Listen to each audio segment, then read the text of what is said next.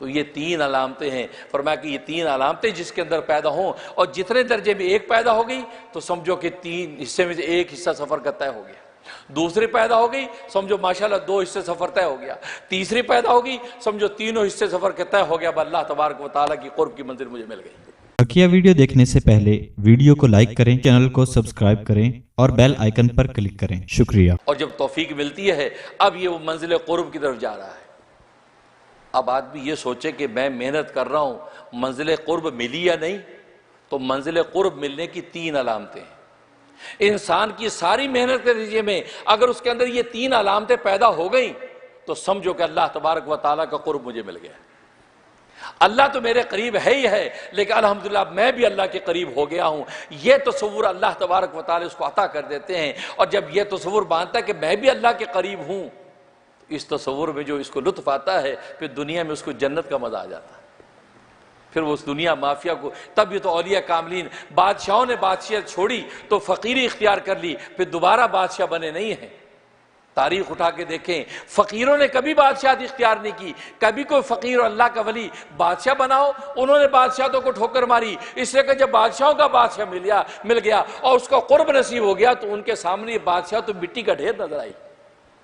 لیکن بادشاہوں نے جب ان کو اللہ نے اپنی فقیری کی دولت دی، ولایت کا چسکا دیا، اپنے قرب کی منزل کا مزہ دیا ہے، انہوں نے بادشاہتوں کو ٹھوکر بنا کے ابراہیم ادم بن گئے، جو بلخ کا بادشاہ ہے ابراہیم ادم، لیکن بلخ کی بادشاہت کو ٹھوکر مار کے اللہ تبارک و تعالیٰ کے قرب کی منزل کے لطف میں آ گیا۔ لکھا کہ ایک مرتبہ جنگل میں گئے تو سامنے شیر آ گیا، شیر نکل آیا، جیسے شیر نکلا تو ذرا ڈرے گھبرائے، شیر آ گیا، اسی وقت ہاتھ میں غیبی سے آواز ہے، ابراہیم ادم تم نے ہمارے نام پر ساری سلطنت کو قربان کیا، تم ہماری مخلوق سے ڈرتے ہو، تم ایک شیر کی معمولی مخلوق سے ڈرتے ہو، تجھے خبر نہیں تیری حفاظت پر ہم نے 50,000 فرشتے لگا رکھے، ایک شیر نہیں ہزاروں شیر بھی آ جائیں تیرا بال بیکا نہیں کر سکتے، ڈرنے کی ضرورت نہیں۔ تو مجھے دیکھ جس پر تو نے بادشاہت قربان کی تھی، آج تو اس کی طرف نگاہ کر، اس شیر کی کیا حقیقت ہے تیرے سامنے؟ بھئی یہ تصور جو آواز آئی، یہ تصور میں باندھا، اپنے آپ کو خدا پہ نگاہ ڈالی ہے، شیر دم ہلاتا ہوا آیا اور پیر چاٹنے لگا۔ ظاہر ہے کہ شیروں کے دل، شیروں کے پنجے، شیروں کا دبدبہ تو اس خدا کے ہاتھ میں ہے، وہ جیسے چاہے موڑ دے، جیسے چاہے موڑ دے۔ ابن طولون رحمت اللہ علیہ اتنے بڑے ولی اور محدث گزرے ہیں، وقت کا بادشاہ کسی بات پہ ناراض ہو گیا، جیل میں ڈال دیا اور فیصلہ ہوا کہ بھوکے شیر کے سامنے ڈال دیا جائے۔ اور پہلے زمانے میں بادشاہوں کے یہی رواج ہوتے تھے کہ بھوکے شیر کے سامنے ڈال دو قیدی کو، وہ چیرے گا پھاڑے گا، شغل ہو رہا ہے، لہذا سارا شہر جمع ہے، ابن طولون میدان کے اندر ہیں اور بھوکے شیر کو پنجرے میں سلا کے چھوڑ دیا۔ اب شیر جو دوڑا اس کی طرف، ابن طولون بیٹھے ہیں، اپنے وقت کا ولی ہے، کوئی غلط فہمی ہوگی اور بادشاہ نے یہ حرکت کی، اب وہ دوڑ رہا ہے، جب قریب کیا، قریب جا کے شیر رکا، ان کو دیکھا اور اس کے جا کے پیر چاٹنے لگا۔ سارا مجمع حیران، بادشاہ نے کہا وزیر کو کیا بات ہے، یہ کیا ہوا؟ کیا شیر بھوکا نہیں تھا؟ کہا جی بھوکا، 1 ہفتے سے بھوکا رکھا ہوا ہے، کیونکہ اس نے چونکہ یہ کرنا تھا، 1 ہفتے سے بھوکا رکھا ہوا ہے، پھر کیا ہوا؟ تو وزیر نے آہستہ سے کان میں کہا بادشاہ سلامت، مجھے لگتا ہے یہ اللہ کا کوئی بندہ ہے، چپ کر کے اس کو چھوڑ دیجئے، ورنہ اس ساری یہ سلطنت بھسم ہو جائے گی اگر اس نے ہاتھ اٹھا دیے۔ اچھا چلو اس کو چھوڑ دو، باعزت بری کر دو، باعزت بری کر دیا۔ میں بتا رہا ہوں اللہ والوں کی بے خوفی۔ اب یہ گھر گئے، گھر جا کے دروازہ کھٹکھٹایا تو بیوی نے دروازہ کھولا تو ابن طولون کھڑے ہیں، یہ آپ آ گئے؟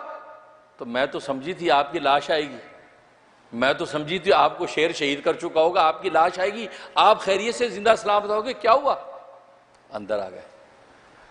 کہا کہ بس میرے اللہ نے اپنی رحمت سے مجھے بچا لیا، شیر میرے پاس آیا اور آ کے بیٹھ گیا، پیر چاٹنے لگا، بادشاہ نے کہا باعزت بری کر دو۔ اچھا عجیب، ظاہر اللہ کے ولی کی کرامت۔ تو بیویاں ہوتی ہیں، کہتے اندر دی گل دسو، اندر کچھ اور ہے۔ شیر جب آپ کی طرف آیا تھا تو آپ کو ڈر تو لگا ہوگا نا، اندر کیا فیل ہو رہا تھا؟ کیونکہ بیویاں تو گھاٹی والی مانتی ہیں نا میاں کو، اللہ ماشاء، اندر کی بات بتاؤ۔ اللہ اکبر، ابن طولون رحمت اللہ نے کیا بات کی، یہ ہے بے خوفی، خدا کو جس نے پا لیا بے خوف ہو گیا کائنات۔ کیا بیوی سے کہا کہ اللہ کی بندی، جب شیر میری طرف دوڑا چلا آ رہا تھا تو میں دل میں یہ سوچ رہا تھا کہ یہ جو مجھے بائٹ کرے گا، مجھے کاٹے گا، اس کا لعاب میرے بدن کے ساتھ لگے گا، اس کے لعاب کا پتہ نہیں کیا ہوگا، میں اس کا لعاب پاک ہے کہ ناپاک ہے، مجھے بعد بھی اس کو دھونا پڑے گا کہ نہیں، میں اس پر سوچ رہا تھا۔ ہمارا خون خشک ہو جائے، خون جسم میں نہ رہے، پیلے ہو جائیں، منتے ترلے کر کے زمین پہ گر جائیں، نہیں، ابن طولون دیکھ کر سوچ رہا ہے کہ یہ کاٹے گا تو اس کا لعاب پاک ہے یہ ناپاک ہے، میں اس شریعت کے مسئلے پہ سوچ رہا تھا۔ بس اتنے میں وہ میرے قریب آ گیا اور آ کے بیٹھ گیا، پیر چاٹنے لگا، اور بادشاہ نے کہا آزاد کر دو۔ اس کو کہتے ہیں بے خوفی۔ جب اللہ تبارک و تعالیٰ کا قرب مل جاتا ہے، آج چھوٹے سے صاحب منصب کے ساتھ ہماری دوستی ہوتی ہے، ہماری گردن اکڑی رہتی ہے، کالر ہمارے نیچے نہیں آتے، اور ہم کہتے ہیں جی میر دا بیلی ہے، میر ساڈا بیلی ہے، اور جی فلاں جو ہے ساڈا دوست ہے، اور کمشنر صاحب نے ساڈے بڑے تعلقات نے، ہم آپس سے باہر ہو جاتے ہیں، چوتھے آسمان پہ جا کے رہنے لگتے ہیں، اور وہاں بادشاہوں کے بادشاہ کے ساتھ جب اللہ کے ولی کا جوڑ لگ جاتا ہے تو پھر دنیا کی ساری بادشاہتیں ہیچ ہو جاتی ہیں۔ تو یہ اللہ کا قرب کیسے حاصل ہوا، اس میں لذتیں کیسے ملتی ہیں، تو اس کی 3 علامتیں ہیں۔ پہلی علامت یہ کہ نفسانی خواہشات کو انسان ترک کر دے،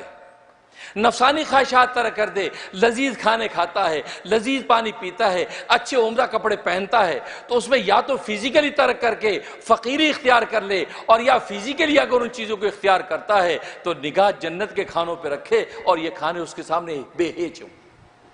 ہو جائے، کہا کہ یہ کی کوئی حقیقت نہیں جو جنت کے کھانوں کی ہیں، میں ایسا کوئی حرام مال سے ایسا لذیذ کھانا کھانے کو تیار نہیں ہوں جو میرے جنت کے کھانوں کو کھوٹا کر دے۔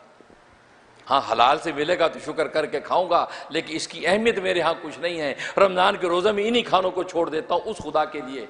حج کے موقع پہ انہی خوشبودار خوشبوؤں کو چھوڑ دیتا ہوں، انہی پوشاکوں کو چھوڑ دیتا ہوں اس خدا کے لیے۔ یہ جذبہ جب انسان کے اندر اپنے اندر رکھتا ہے، اس کا مطلب ہے کہ اللہ کی منزل قرب اس کو مل رہی ہے۔ اور دوسری علامت فرمایا حق پر قائم رہے، جو حق ہے اس پہ قائم رہے، یہ نہ دیکھے کہ حق پر قائم رہنے سے مجھے معاشرتی کیا نقصان ہے، معاشی کیا نقصان ہے، میرے سوسائٹی کے اندر کیا ہوگا، نہیں، جو حق ہے وہ حق ہے بس، اس لیے کہ مرنے کے بعد حق اور باطل کا جواب دینا ہے۔ حق یہ ہے، کسی کو برا لگے اچھا لگے، میں تو حق کے ساتھ کھڑا ہوں۔ اب اللہ تبارک و تعالیٰ خود ذات حق ہے، جب حق کے ساتھ دنیا میں کھڑے ہیں اللہ تبارک و تعالیٰ اپنی ذات حق اس کو عطا کر دیتے ہیں۔ دوسری علامت اور تیسری علامت فرمایا کہ اللہ کے لیے اللہ کی مخلوق سے تواضع کرے، اللہ کے لیے اللہ کی مخلوق کے سامنے انکساری اور تواضع اختیار کرے، کسی کے ساتھ تکبر و غرور سے بات نہ کرے، اخلاق حسنہ سے بات کرے، خوبصورتی کے ساتھ ڈیل کرے، یہ سوچ کے کہ میرا اللہ مجھ سے راضی ہو جائے۔ ہاں کسی کو روب دبدبے ویسے نہیں، دنیا کی کسی بادشاہ کے منصب بھی ویسے نہیں، اس کی چاپلوسی کرے، اس کی تواضع کرے، اللہ کے لیے تواضع کرے، کسی اپنے مفادات کے لیے تواضع نہ کرے۔ تبھی تو حدیث میں فرمایا من تواضع للہ رفعہ اللہ، جس نے اللہ کے لیے تواضع کو اختیار کیا اللہ تبارک و تعالی اس کو بلند کر دیتے۔ تو یہ 3 علامتیں ہیں، فرمایا کہ یہ 3 علامتیں جس کے اندر پیدا ہوں، اور جتنے درجے میں ایک پیدا ہو گئی تو سمجھو کہ 3 حصے میں سے ایک حصہ سفر کا طے ہو گیا، دوسری پیدا ہو گئی سمجھو ماشاءاللہ 2 حصے سفر طے ہو گیا، تیسری پیدا ہو گئی سمجھو 3 حصے سفر کا طے ہو گیا، اب اللہ تبارک و تعالیٰ کی قرب کی منزل مجھے مل گئی۔ اور پھر اللہ تعالیٰ جینے کا وہ مزہ عطا کر دیتے ہیں کہ دنیا میں رہتے ایسے لگتا ہے جیسے جنت کے مزے اڑاتا ہوں۔ اللہ سے دعا ہے کہ اللہ تبارک و تعالیٰ توفیق عطا فرمائے، اور انہی حقیقتوں کو اور یہ دنیا کو ضرورت سمجھ کے ہم استعمال کریں۔ فضیلت آخرت کی نعمتوں میں ہے، اور دنیا کے اندر جو بھی کچھ کریں وہ بھی آخرت کی نیت سے جب کریں گے تو اللہ تبارک و تعالیٰ اپنے قرب کے راستے پہ ہمیں لگا دیں گے، اور جب اللہ ایک راستے پہ جب لگا دیتا ہے تو پھر منزل اللہ تبارک و تعالیٰ ضرور عطا فرماتے ہیں اور انسان کو مایوس نہیں کرتے۔ اللہ تبارک و تعالیٰ عمل کرنے کی توفیق عطا فرمائے۔ وآخر دعوانا الحمدللہ رب العالمین۔